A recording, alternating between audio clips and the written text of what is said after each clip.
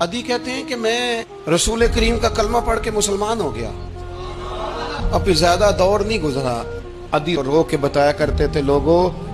وہ جو حضور نے فرمایا تھا نا بی بی ہرا سے چلے گی اور طواف کرے گی، وہ بی بی میں نے اپنی آنکھوں سے آتی دیکھی۔ میں نے اس تنہا عورت کو حضور سید عالم کی پیشن گوئی کے مطابق بیت اللہ کا طواف کرتے دیکھا، اسے سوائے اللہ کے کسی کا ڈر نہیں تھا۔ اور عدی کہنے لگے